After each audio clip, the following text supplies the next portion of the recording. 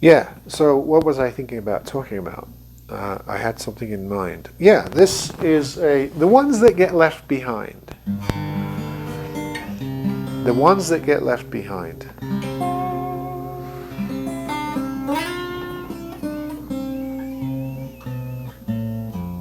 What do I mean by that? Well, as you know, I often have a cache of guitars to sell. And it could be any manner of models and brands and names. There's no consistency to it. I'm not affiliated with anyone. I'm not a dealer per se. I don't have strong ties to any wholesale companies. So it's kind of a pick and mix thing. I do have brands that I trust and others that I don't. So sometimes there are patents to what I have in my stock, in my inventory for sale. But I noticed that there are some that just get left behind, and it's not because they are the worst guitars.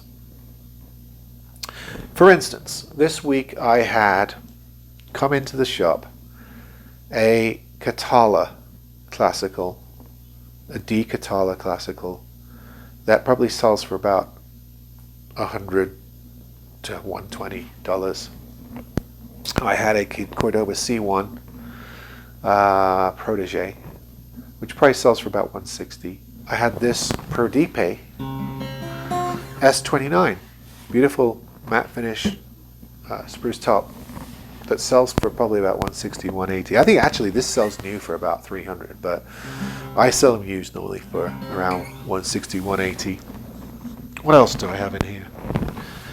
Oh, the Sawtooth ST Superstrat black one that I did a few videos back. That sells for $299 or sometimes on sale for $270 or $250. I think I have it at $250 with a nice gig bag. And the one I thought I'd be stuck with was the Catala, because there's just not a lot of resale on those. I came across it, needed a little bit of work. I fixed it up. I thought it'd probably take me 2 or 3 weeks to sell. Wrong. Right away went. Somebody just looking for a classical guitar in that price range, and it just happened to have a built-in preamp as well. And it wasn't a cutaway. It was a regular classical with a preamp, and the preamp worked fine. So it just fit the bill for someone. Out the door it went. Literally came off my bench, set it up, put the listing up, and off it went.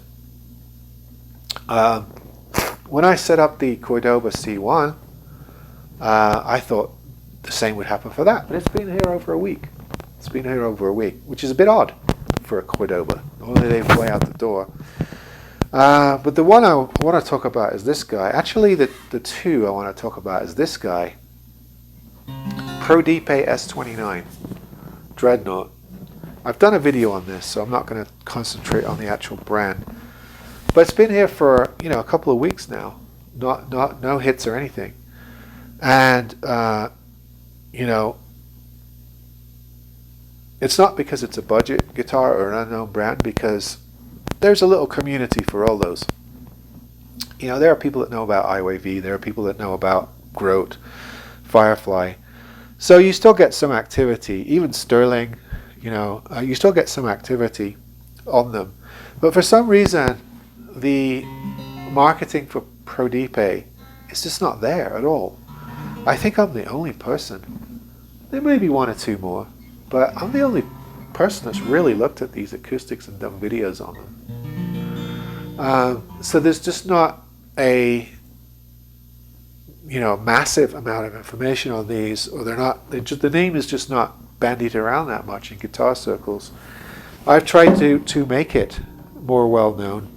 Now this is, I think it's either a French or an Italian company, I can't remember, and I just don't think they market well enough over here, so people don't know about them.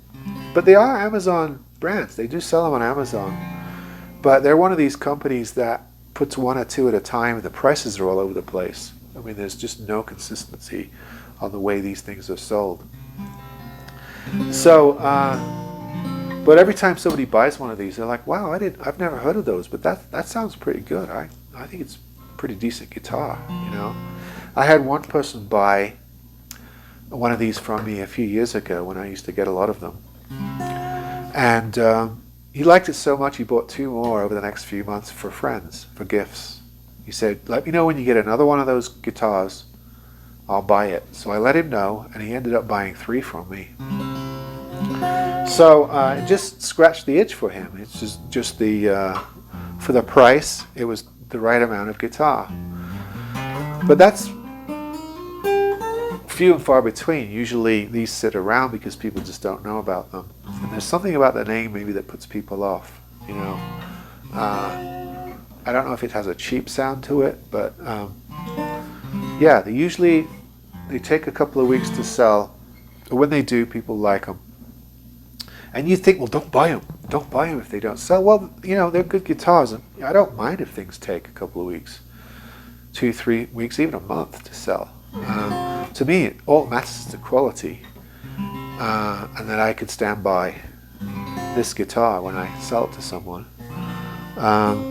Whether the name's trendy or not, I can't make that a major concern, because there are people that come to me who they don't know anything about guitars. They just want a good starter guitar for a kid, and so they know as much about Fender as they do Prodipe. They may have heard the name Fender, but they don't really know anything about it. They just know that it's supposed to be good. But once they see this and a Fender side by side, particularly the cheap Fenders, they see this is cheaper. A lot of times they will go for this. Same thing's kind of happening with that Sterling guitar. It's just sitting around. I think it's a great Super Strat. I like the pickups on it. Michael Diabadio, Angelo Badio, whatever his name is, he does a couple of videos on that guitar and talking about how good it is for the money. It's only, you know, it's like $250 to $300 guitar, and it's got some nice parts on it, nice matte finish. But Sawtooth is still not well known enough in the electric guitar world. So it takes a little while for people to cotton on that that's a good deal and a good guitar. So there are just a couple of things that tend to get left behind and take a while to sell. And I just sort of make a mental note as to why that might be. And I think in the case of Prodipe, it's just they just don't market enough in this country. They haven't got the name out there, and perhaps their pricing structure hasn't helped either. There's no understanding that these guitars are worth a certain amount of money because the prices fluctuate so much. Maybe that works against them. And then with the Sawtooth guitars, and you've seen me do a few videos now that sort of are championing the new line of Sawtooth guitars. It's just taking a while for the information to grab a hold in the budget guitar community because there are so many new brands and there's so much competition. For instance, a few years ago we had the Firefly break. A few years before that we had the Rondo craze with the SX and the Agile and they used to do Douglas guitars. Now it's, I forget the name of the other brand. We had that craze. Then we had the monoprice thing with the Indios and the Idlewild acoustics. Then we had Orangewood come out with all of their stuff, slowly improving up into the all solid models. You know, we've had all the Amazon brands, Groats, IOIV, Indian Vina. We've had the direct buy, the Hard Luck Kings, the Javier guitars from Guitar Fetish, the Wolf and AIO guitars from All in One Guitar. So we've just had this barrage of budget guitars that you can buy from anywhere between 100. Glary is another one that you can buy. Donner, another one. Keep thinking of them. You can buy between 100. Licks Pro, between 100 and let's say 300 with the guitars. Those are more like $350. You've got like at least 12, 15 brands that have come into our consciousness, and Sawtooth is just having a little hard time getting in there because it's just so concentrated. I think they'll get there, and I think they're starting to. I think people are starting to pay attention to the Strats, and the Tele copies. So I think they'll get there. It's just taking a little bit of time. I still mention it, and people don't know what they are. So it was like that 2 years ago with IYV. I'd mention Indian Vina or IYV, and people didn't know what the hell I was talking about. And now they're sort of catching on. So a lot of times the market just lags for various reasons, and certain brands and models kind of get left behind, go under the radar. Some of them catch on, and some of them never do and just go out of production. So just thought to make an interesting comment in that regard. But anyway, I don't know how long these Pro Dipes will stick around, but if you look at them on Amazon, you'll see this guitar right here, the SD29, or some of the other brands or models, sorry. They normally go for like $329 or something like that, and that's a tough sell because you're right there up in the Yamaha / Alvarez / cheaper Takamine price range. It's hard to sell a brand no one's ever heard of when you're up there competing with them. But occasionally you'll also find this guitar for like $149 or $139. They literally fluctuate that much. They go down to about half. And that's when you should pick them up or consider trying one, is when they hit that lower end. Same with James Nelligan, same with, I've seen the Greg Bennett guitars do this as well, that are made by Samick. That fluctuation point, the Sigma guitars, the new run of Sigma guitars, they have 4 new models that they sell on Amazon. They came out at $139 a few months ago. That's when you buy them. Now they're up to $190. So this is another one of those. It's like catch them when they're low, try one out, set it up. They're pretty good guitars. Maybe you can understand why they're a tough sale at $300, but at half that, or even around $180, I think they're just fine. They're well made, good materials, good parts. They make good guitars. Same with those Sawtooth Electrics. I think that little Super Strat, at around $250 is a great guitar. I think it's the pickups sound really good on that guitar. The neck is really nice. It's set up with a really nice action. Considering that that's what a lot of IYV / Grote /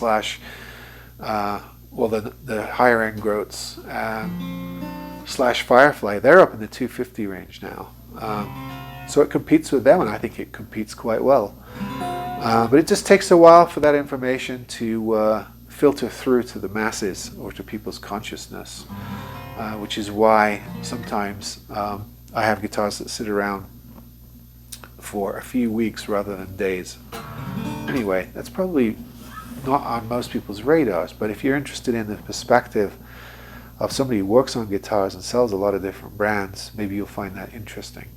If not, move on. Nobody will blame you. But then you won't know about Pro Dipe guitars. See you on the next one.